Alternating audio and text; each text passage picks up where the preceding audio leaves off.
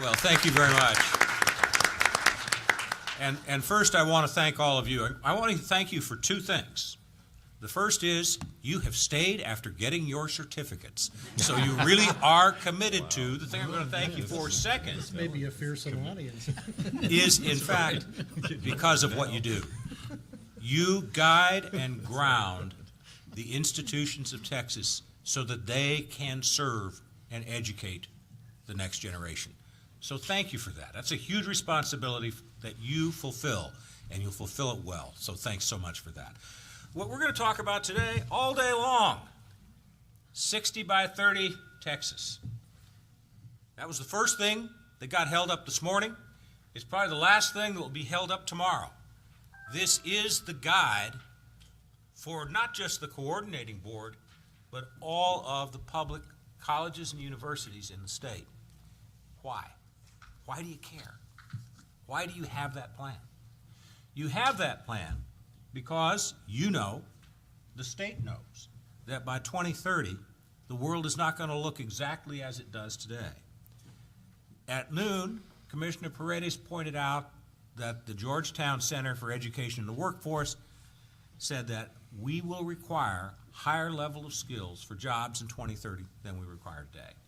More people will need more certificates, more degrees than they have today, because frankly the workforce will be much more complicated and competitive than what I had to endure. I don't think I could survive in the future to come. And skills need to be updated constantly throughout a lifetime, which puts a challenge on each and every one of your institutions, not just to get that first certificate or degree, but to make sure that Texans are educated successfully for the world of 2030.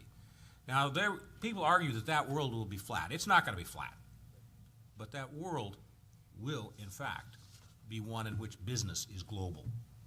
And that puts a responsibility on workers to understand and to be able to work in and with people of different backgrounds and different cultures, even different countries, in order to succeed in the workplace of 2030. Texas realized this when it adopted this plan. So what does that mean for Texas education?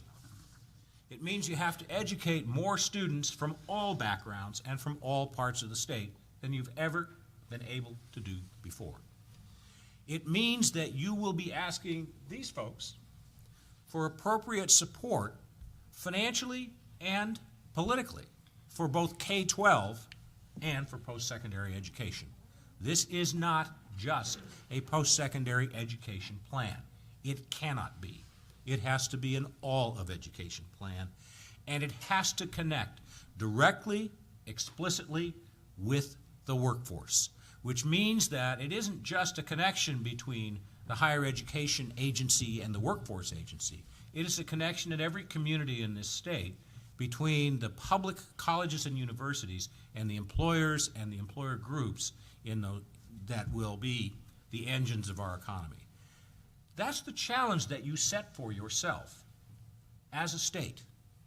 If you succeed, you will in fact be a more successful state than even you are right now, which I know is hard to believe. But from a nationwide standpoint, I've been told I can't use national in certain states. I don't know if Texas is one of them. From a nationwide standpoint, we look to you. The rest of us look to you because you are our future. Your today is our tomorrow, demographically in the rest of this country. Your methods, your successes will in fact matter to everyone in this nation. So we all want you to succeed in achieving the plan of 60 by 30 Texas. Now we're joined today by three of the stellar lights of your 181-person legislature. We were fortunate to get three of the best. I won't say they are the three best because I get in trouble if I do that, but they are certainly three of the best. And I want to thank them for taking time out to join us and to provide their insights and their leadership in this conversation. The first is Senator Paul Bettencourt. Senator Bettencourt, I have to take my glasses off to be able to read. All of these biographies are actually on your thumb drive, but some of these things I want to highlight. Senator Betancourt serves on the Senate Finance, Education, and Higher Ed committees. He's the vice chair of the Intergovernmental Relations Committee. He has been appointed to the Joint Select Committee to determine a sufficient balance for the Economic Stabilization Fund. He serves as the chair of the Senate Select Committee on Property Tax Reform and Relief. He's been 10 years as the Harris County Tax Assessor and Collector. He's a graduate of Texas A&M, CEO of a tax advisory company, and chair of the Texas Senate Republican Caucus. So, Senator Betancourt, thank you for joining us. The Honorable John Zerwas, Dr. Zerwas is a state representative. He's chair of the House Appropriations Committee. I had to say doctor. You know, this is an academic environment. So it's important that we do that. He's a member of the Legislative Budget Committee, as well as being the chair of the Appropriations Committee, past chair of the House Committee on Higher Ed, and he is the past president of the American Society of Anesthesiologists, which means he's very well respected in that field as well. He has degrees from the University of Houston and the Baylor College of Medicine. The Honorable Donna Howard, at the very end of the table. Pardon me? I'm kidding, sorry. She is a member of the House Appropriations Committee and also sits on the Article 3 subcommittee that oversees spending on the education spending in the state budget. She's a longtime member of the House Education Committee, past president of the Texas Nurses Association, District 5. She has her degrees from the University of Texas, Austin, in both nursing and health education. One of the things I wanted to note in this, because I do a lot of these introductions around the country, it is very rare that everybody on a panel got all of her or his degrees in the same state. I suspect that can only happen in Texas. A state this big, this dynamic, with as many great institutions as it has. So I want you to please welcome this great panel.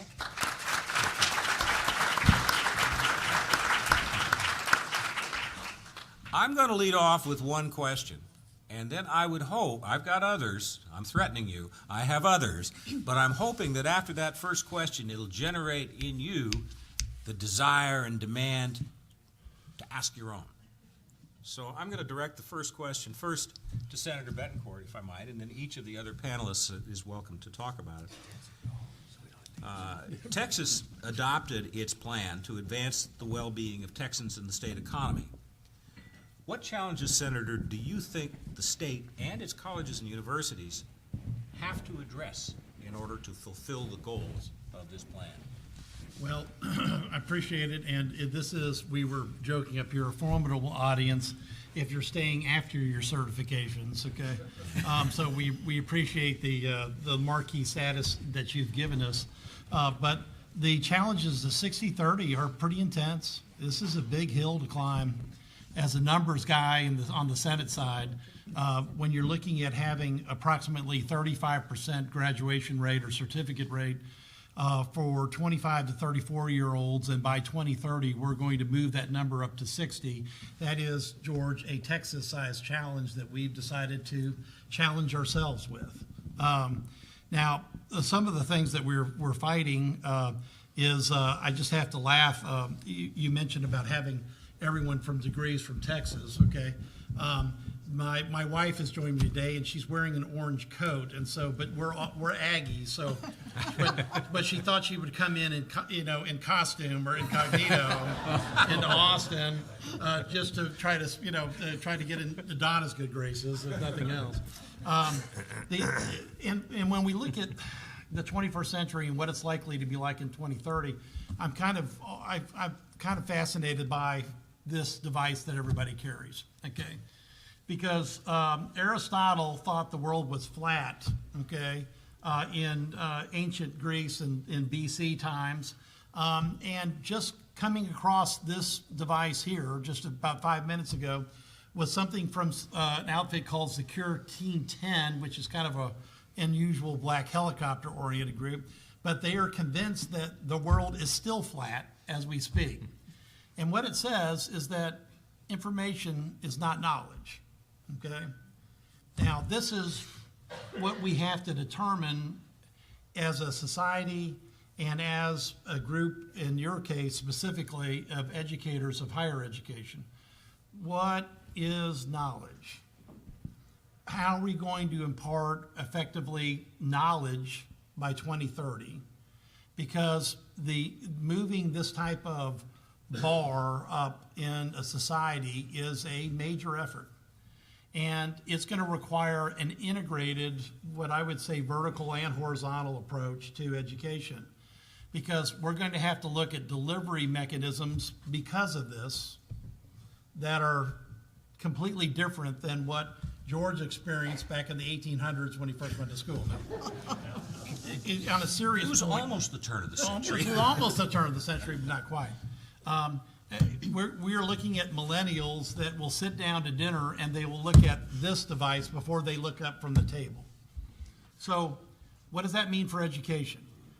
One of the things that I'm most proudest of is a bill that passed in that they've all voted for, okay, was to expand dual credit in Harris County, but have it be real dual credit, okay? I see Brenda out in the audience, okay? We wanted high school kids to get a shot at taking a marine degree from San Jack or a marine course or a calculus course at Lone Star, et cetera. And the great news is that we broke down the barriers to feeders that were existing, so the arbitrated level of moving kids from one feeder only to one school to the next is gone, and competition took hold. And lo and behold, instead of having a 7% growth in dual credit that year in Harris County, we had a 14% growth, twice the national average, George. So when you do things that break the mold, but you recognize the obvious that competition's good, but you also don't want to have people taking art classes and getting dual credit for it, because we're looking for knowledge. See, the bottom line for this in the 2030s and beyond is that it's the knowledge economy. That's what we're going to be into. And I started my career in robotics and still maintain friends in the industry. I can tell you what automation is going to look like in the future. But what I can't tell you is what the human mind's knowledge ability is going to be. But I'm pretty sure to maximize it, we're going to need to integrate a vertical path from primary to, through secondary to upper education. And that's the only way we're going to get to 60-30. And in my mind, it's the only way we're going to get to the knowledge base that we need to declare that a victory for Texas. And quite frankly, George, as Texas goes, well, so goes the nation. As we know. Representative Zerwas. I just build on the comments that the senator has shared with you, and I agree wholeheartedly with the perspectives that he shared.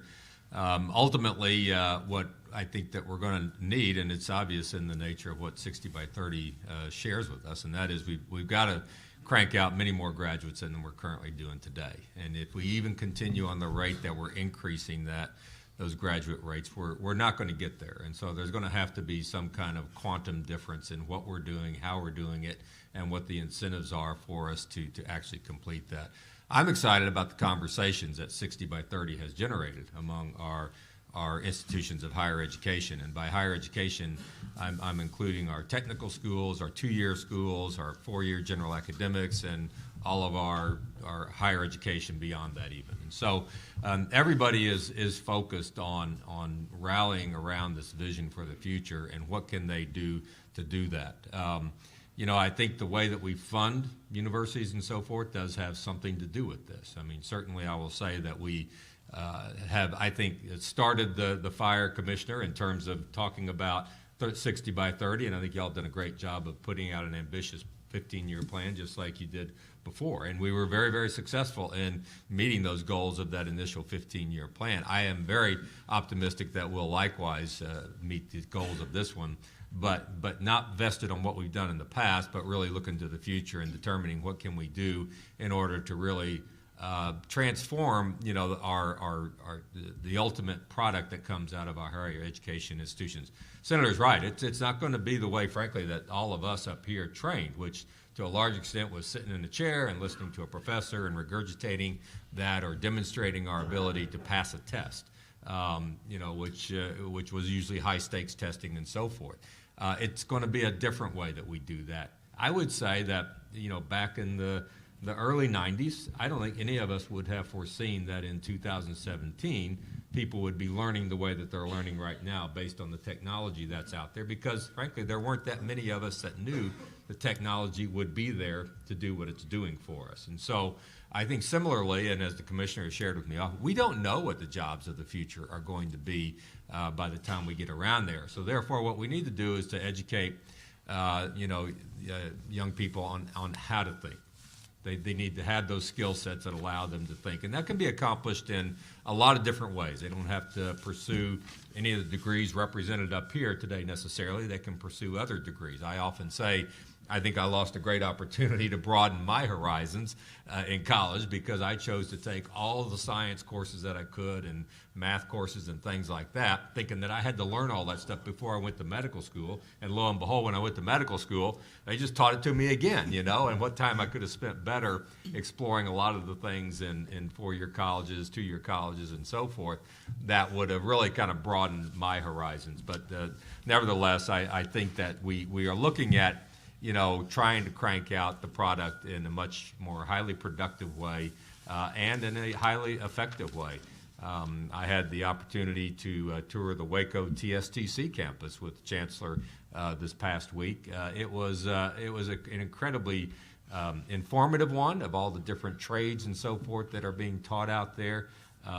As many of you know, that they are on strictly a value-based, performance-based compensation program now that comes from the state. In other words, depending on how much money or how much the student actually improves their economic situation will determine how they are paid, or how they as a technical college are paid. It has, talking to the Chancellor and other people involved in this, it changes the way they are actually leading their organization.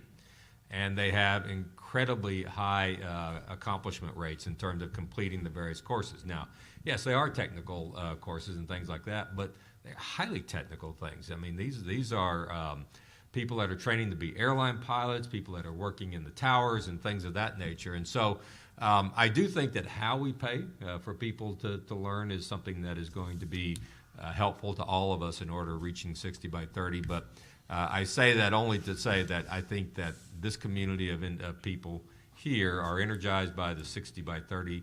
That challenge in and of itself is going to be enormously powerful in us actually reaching those goals out there. On the use of technology, the Senator is correct. I mean, right now I have to do maintenance of certification in my specialty, which means I need to hit certain milestones every year that I practice. One of them is that every week I have a handful of questions that are sent to me randomly from my board certification program, and I answer them. And I have to answer a certain number of those by the end of the year. And if I don't, then I have a real hiccup in my continuing education. It's a very, very effective way to utilize technology. I can do that in between cases, not during cases. But can't you claim, but in between? Can't you claim that you'd put yourself to sleep as an anesthesiologist and could answer the question? That's right. Yeah, good try there. Yeah, I can try. But I do think technology really has changed the way that we, both in terms of the younger population coming up, but even those of us who are continuing to advance our education of adults. What we're finding is technology can be incredibly helpful, and high-stakes testing is not so helpful, frankly. And I think we've learned that lesson also. Okay, Representative Holland. As you can tell, we're all very verbose. Give us a microphone and we'll just keep going. I assume that part of what you are interested in hearing today is who we are and how we think about things and how you can interact with us as well as others at the Capitol to advocate for your institutions. So I hope some of that will come out as we have this discussion. And there's a lot to be said with just this one particular question, and what my colleagues over here have already said that I would agree with just about everything that's been said already as well.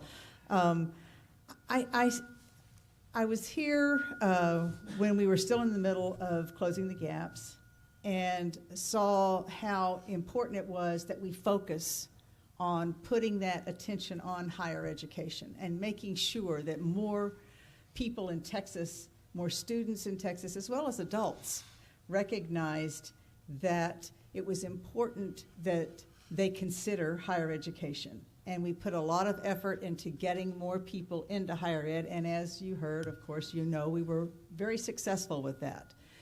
What was very clear, I think, as we were going along, and the commissioner and others were talking about it, is that as we were getting more people into the institutions, then we realized we had to do something to help them persist and complete.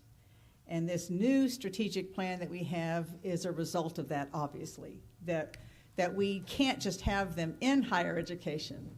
We have to help them be successful. And there's a lot of things that you all are already doing. Your institutions are already doing a lot of innovations that we've been privileged to hear about in hearings at the Capitol. But we're also, those of us at the Capitol are in charge of some purse strings that do have an impact on what you're able to do. I mean, I think anybody will say it's not just money. Clearly it's not.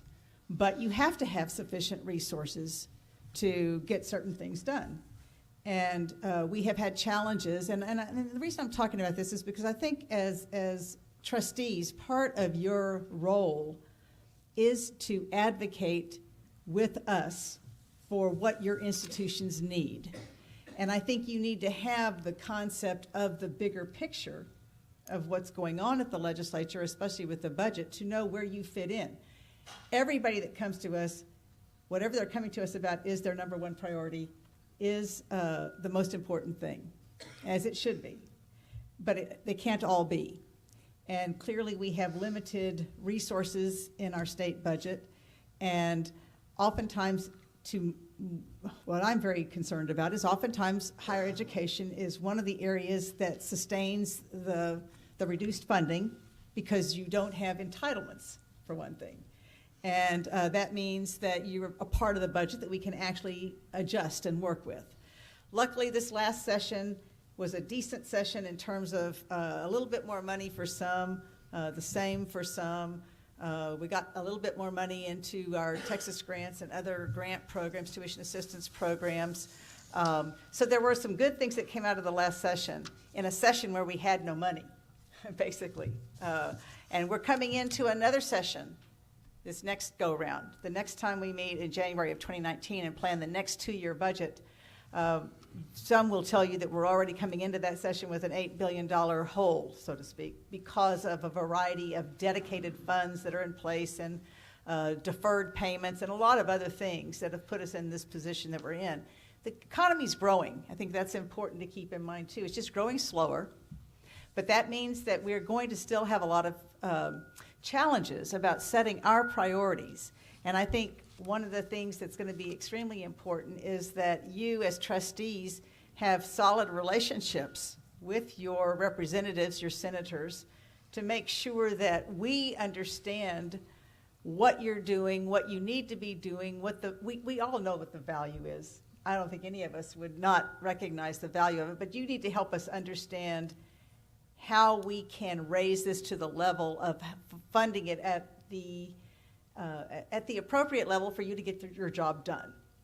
I was just this morning, I know Senator Betancourt's going to be there tomorrow. The Texas Taxpayers and Research Association is having their conference right now, and we heard this afternoon from the Federal Reserve Board in Dallas, and what he talked about, the one thing that he said was, I talked about we're still growing, and that our growth, our economic growth, is not really even energy dependent. Our economic growth is dependent upon our labor pool. And we have a problem with our labor pool. We do not have the educated workforce pipeline in place that we need for today's jobs, much less the ones we've been hearing about in the future. So what you're doing is absolutely critical to the future of Texas. I think we all get that, but we've got to put our money where our mouths are about that and ensure that we are actually investing appropriately. Again, I have to always say here as the token Democrat, I'm not just saying money, money, money, but money's important. And I think we all know that too.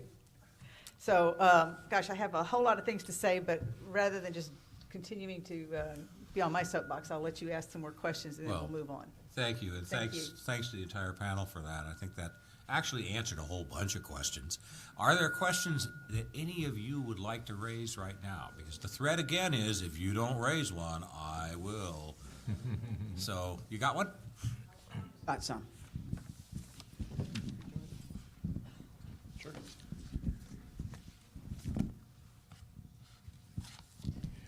This is for Senator Betancourt. I wrote it down, but I guess I get to answer it in person. I think community colleges are concerned about the impact of Senate Bill 2 on our funding, and I wonder if you want to describe how this is going to work out in the next session, or what you anticipate will work out in the next session. Well, for those that don't know, Senate Bill 2 is now Senate Bill 1 in the special session, and it's the Property Tax Relief Reform Act of 2017. Basically, what it does for taxing jurisdictions is lower the rollback rate, which at 8% now, it allows taxing jurisdictions to effectively go 12, 13, 14, 15% without a vote of the public. Now, that bill passed in a 4% version in the Senate, passed in a 6% version in the House, but at the point in time that when the House signee died, the Senate would not take up the bill at the 6% level that was there. And actually, in that particular version of it, junior colleges were out of the bill. There's going to be, look, just from a macro perspective, and I'm speaking before the chairman of appropriations, which is always a dangerous thing to do, especially if you become speaker. But anyway, in the last two budget cycles, the overall state budget has grown about 4%. Okay, in total, about 1% a year. Representative Howard is right. We don't have an unlimited amount of money at this point. We're seeing some of the same shifts in the economy that are going to happen in 2030. While, because oil revenue is down and it's looking like it will stay down for a while, sales tax revenue has changed. So we're very frugal with the money. And in fact, we looked at, in the Senate side, we went through every exceptional item in the budget. Every item that we thought in higher ed was an exceptional item. And we found out that the 1909 Bureau of Geology was an exceptional item. The McDonald Observatory was an exceptional item. The cyclotron at A&M was an exceptional item, which means it's been put in as every budget for, in some cases, nearly 100 years. So to your point, while we have a budget issue that I think that we'll always be budgeting in the state to effectively inflation and population growth, because that's just the natural, what I see in the future, funds available. I think it's good to have top-down guidelines that slow the growth of property taxes. I'll do a presentation tomorrow that Representative Howard has talked about, already mentioned, where we've had taxing jurisdictions in major urban areas grow by 36% revenue in 3 years. Now, if you don't have a big enrollment increase or something to back that up, that's a problem. So I think that everybody out here is smart enough to live with a little less or more each year. Because see, that's what the 2030 situation is going to be like. That's what 60/30 is really trying to get everybody ready for. Because as the economies change and become more knowledge-based as opposed to natural resource-based, our labor workforce is going to have that knowledge, and we're going to have to do things better, faster, quicker, smarter than our competitors, which will no longer be just Louisiana, okay? It's going to be everybody from, Singapore to, Moscow. And so while I think that we'll have limits on the growth of property taxation, I don't think it's going to be something that if a smart set of school trustees, college trustees can handle. Because I'll leave you with this. We're already, when I started that crusade, we were the 5th highest tax state in the union on property tax. Our property tax per $100 was the 5th highest. We have since caught up with Illinois for second place. I really don't want to get into first place on property taxation. It's not good public policy. Can I say something, please? Sure. Yeah. And we're not to get into a big property tax discussion, but I just want to make sure that I point out as well that absolutely it's valid to look at the rates and any kind of adjustments to that reflect our current inflationary growth that might be different than the 8%. At the same time, I think it's important that everybody recognize that more than half of your property taxes are going to your public schools for maintenance and operation, and that the state school finance system is what is driving that, and that as your property values go up, the state share goes down, and it's shifting the cost to the local property taxpayers. And in fact, this next budget that we passed has baked into it $7 billion increase in your property taxes that you're going to pay. And we're counting on your property taxes increasing to cover public education, as well as other things, because we don't even put it all into public education. So I just think that when we have these discussions, we need to be cognizant of the entire picture here and recognize that what's really driving the costs is the school property tax. And that we need to also look at community colleges in terms of the different governing structures that those of you that are here with community colleges have, recognizing that you are a very disparate group of institutions, with some having a strong property tax base, others not, some depending more on tuition, others not. The inequities that exist within the system of funding community colleges is also, I think, kind of a nut we have to crack, especially now that we are dependent so much on community colleges to help us with the endorsements at the public education level, as well as preparing students that are going into the four-year institutions or to some other program. You're like the hub in the middle there of this vertical structure we're trying to create. And the funding of it, I think, is going to be really important, that we look at how we can make that more consistent, more equitable across the state, recognizing that we are relying on our community colleges to do so much. Thank you. Thank you, Representative Howard. I think both of you answered my questions. Thank you. Okay. Thank you. Is there another question? Yes.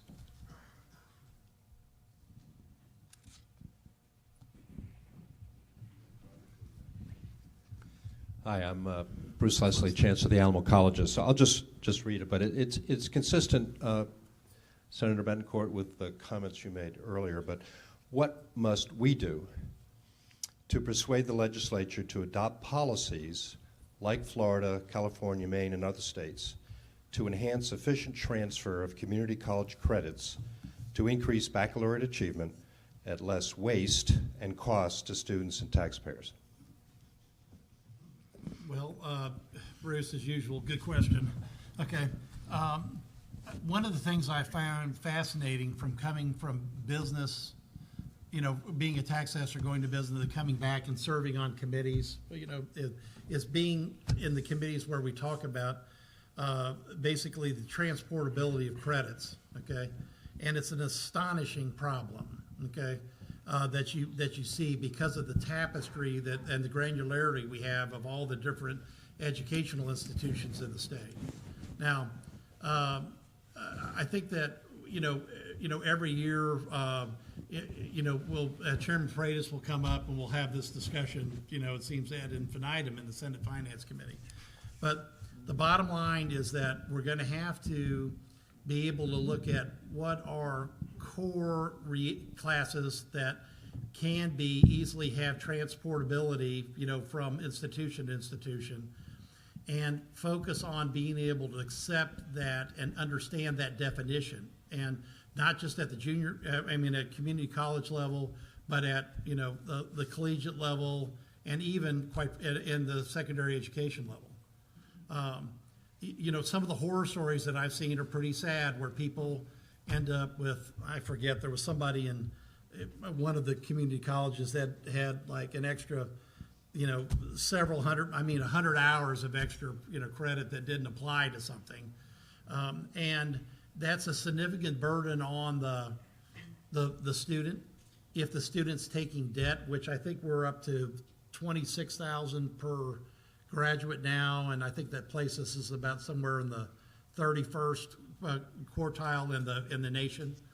So we're going to continue to have that emphasis of trying to get those pathways cleared out to where people actually know what they're getting when they take a course. They know they can have that count for credit, that it can be basically taken from institution to institution.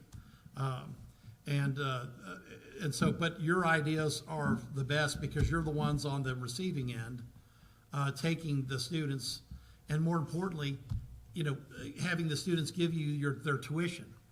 Representative Howard's right. Everything is different on how you're funded, but once we take money from a student for their tuition, and then they find out afterwards that they can't transfer that class, and they wasted their time as well as their money, that's really something the state has to step in and stop. I think just one of the other areas that is, that we've got to address in terms of actually getting, meeting the goals of 60 by 30. Part of it is the transferability of various credits, but a big part of it also is just when the student transitions from high school into college or some higher education setting, is do they know what they want to do, and how much time do they waste trying to figure out, do I want to do this or do I want to do that? And they get down a different pathway and stuff. And so I don't think that's necessarily purely the obligation of any institute of higher education necessarily initially, but we've got to push that down into high school. If you look at the number of counselors per high school, number of high school students, it's way out of whack. And I think until we actually get to a place where we're really identifying, HB 5 did a little bit of this, where it helped some of us, the students who are clearly looking towards a different pathway to continue to get their high school credits and move on. But there's still a lot of inefficiencies that are the result of individuals not knowing what they want to do, where they want to go, and so forth. So John Zerwas boys, they ended up 6 years in college. And part of that was because they figured out, I don't think I like doing this one, Dad. Do you mind if I do that one?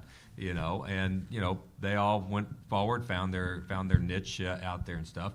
But part of it was they just didn't really know, and they didn't really have that emphasis in high school to figure out what that pathway should be and stuff. So I think that because a lot of times college and higher education is viewed as that time that you explore what's your role going to be professionally in life or otherwise. It actually, that decision making needs to occur at a much earlier time, I think, in a child's education, and I don't think we do that too well. That everybody has to work in concert with each other to help try to make these things work and make sure that ultimately we can hit these targets out there, because I think they're very real targets. Everybody has said that, and we've heard that over and over. I don't think this is just something we've made up.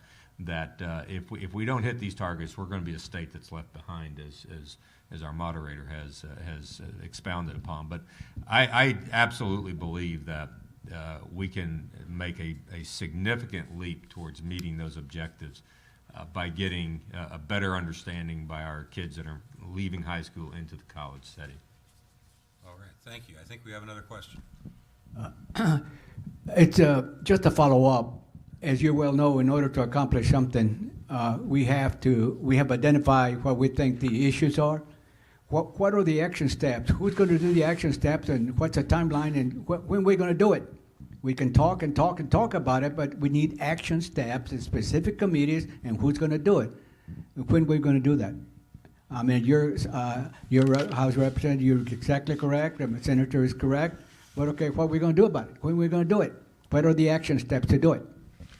I think that, I guess we're waiting for some master plans or strategic plans, I think, to come out. Am I missing that? From TEA and TWCC?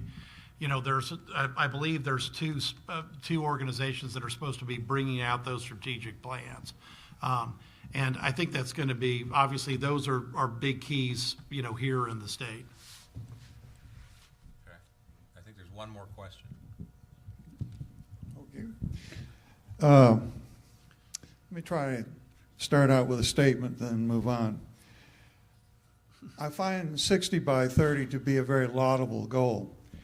But for us to get to 60% of the age group, 25 to 34, I believe it is, having a 60% achievement of post-secondary credentials, we really need to have more than 60% of the students coming in to be college ready. Yeah, that's right. And I think you know that the current numbers are barely half that. We now have a bill that the legislature passed that Helen Giddings introduced, which is going to force us to dramatically scale back on developmental education, which is the polite term for getting students up to college-ready standards that didn't show up from their high school in that status. When we talk to the K-12 districts and say, what are you guys going to do to get these students to the college readiness numbers that we need? They kind of shrug their shoulders and say, well, you know, our funding per student goes down every legislative session, and we don't know what to do either. So from the perspective of the community college, and let me interject that I've sat on both the K-12 school board and the community college, so I've seen both sides of it. It's clear that the students have to come out of high schools in much better shape than they are.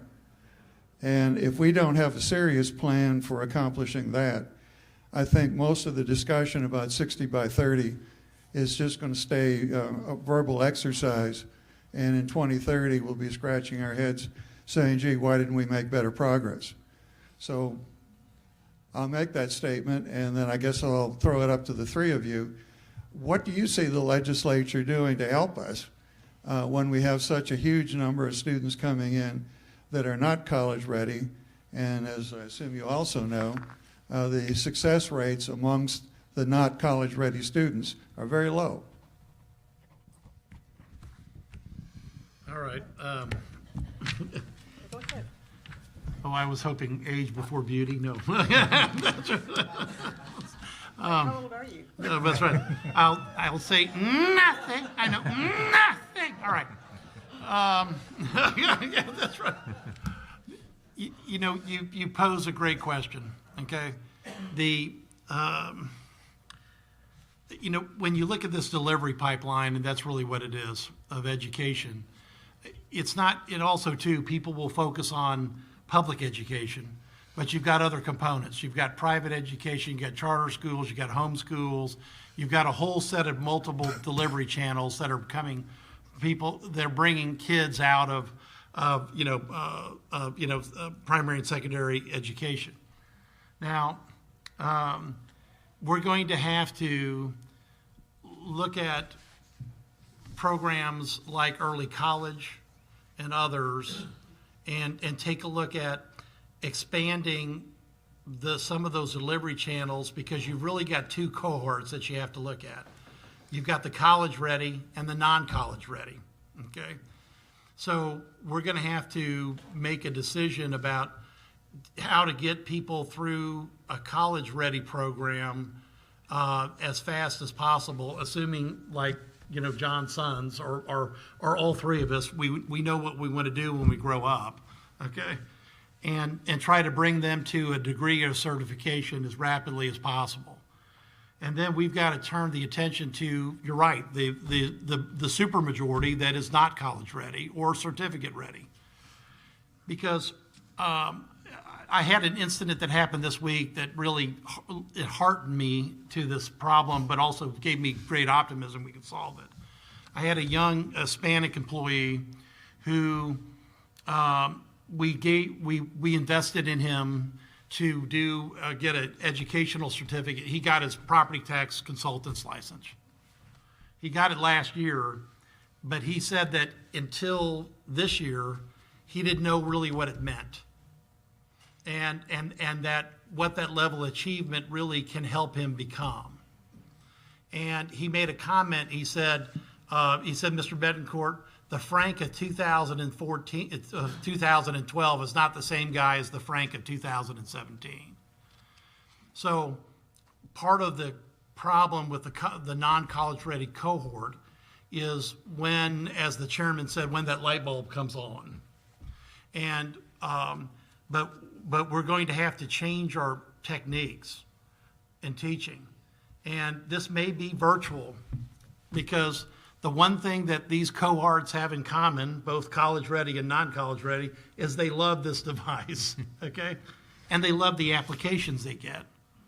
And we haven't talked about artificial intelligence, but that's a major advantage and threat and possible problem or a great solution to the future.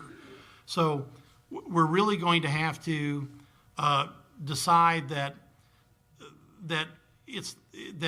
the market channels that we're using now to get people through their early stage of their education are going to continue to change. And then we have to look at the buffer of community colleges and workplace training, and then collegiate, and higher ed, type of programs. And I think, quite frankly, to make a short answer to it, we're probably going to have to throw the rule book out. And be willing to look at a different way of getting the attention of young adults that we need to, so they have the same moment that my young employee Frank had, because that's the moment you got success. See, that's the moment this week that I said, you know what, I think maybe we can make 60-30. Because I don't care whether they get workforce and they get a certificate, or they have a 2-year degree, or they make it with a 4-year degree. If they have a job that can be good knowledge and they can make 80, 90, 100,000, dollars on, that's, I consider to be a win-win for society. Representative Zerwas, in 2 minutes, how will we reach 60-30? He was just enlightened. What's your light bulb moment for that? I don't think there's any one thing that is going to do it, but I do have to agree that unless we really address this down in the high school age children, we're not going to be able to meet this. No matter if we change everybody's funding formula here in the audience and say we're all on a different funding formula that's supposedly going to incent you to graduate students, and I know you will graduate them, because that's what the financing will do. But I do think that unless we early on, and the early college, high school is one of those things that can do that.